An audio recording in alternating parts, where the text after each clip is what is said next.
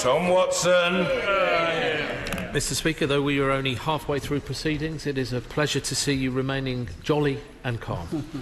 And I commend the Minister for bringing this particular statement to the House. I thank her for advance sight of it, and I'm sure I speak for both sides of the House when I say we appreciate her personal commitment to tackling discrimination in sport in all its forms.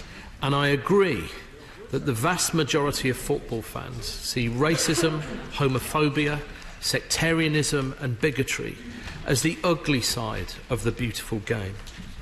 Yet hardly a week goes by without an example of discrimination. We were all shocked by the blatant racism during the game against Montenegro last month. Hearing Danny Rose say after that match that he can't wait to see the back of football because of racism is deeply depressing, but sadly not surprising. Because when young players face abuse time and time again, who can blame them for wanting to walk away? The bravery shown by those players is commendable, but they shouldn't have to be brave. They're just trying to do their jobs. So I agree with the Minister when she says that players should never be punished for walking off a pitch after receiving racist abuse. And I was disappointed to hear that the Wythenshawe manager, James Kinsey, has been sanctioned for taking his team off the pitch after alleged racism from a linesman. Now, I have some suggestions for the Minister to help battle bigotry as soon as it rears its head. Firstly, stewards can work more closely with police to identify offenders, intervene early and gather good evidence to facilitate arrests and charges. The Ministry of Justice could encourage the CPS to give football hate speech a higher priority and employ harsher sentences. I think the government could increase support for education programmes like those run by Show Racism the Red Card and Kick It Out, both of whom have had to see cuts as a result of central government cuts to local government.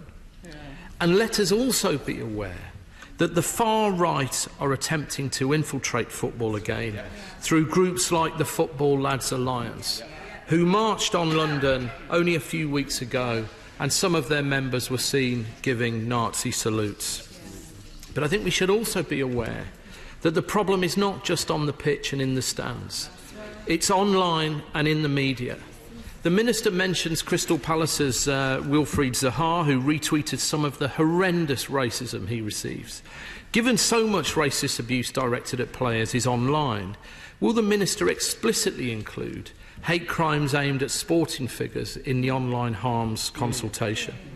Raheem Sterling, in my view a hero, has called out the ways in which media portrayals fuel racism. In particular, the disparaging way a young black player is treated for buying a house for his mum compared to a white player doing the same. Does the Minister agree that there is a problem and that some news outlets need to be more responsible? It's not just racism, though, Mr. Speaker. Other types of bigotry like homophobia and sectarianism plague the game.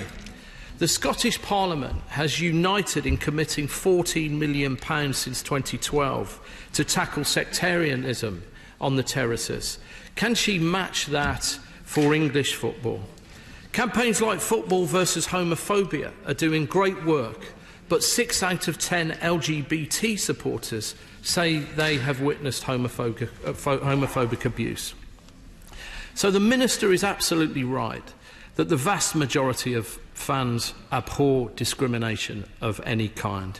A small number of thugs who propagate this vile bigotry ruin football for the players and millions of fans who love the game.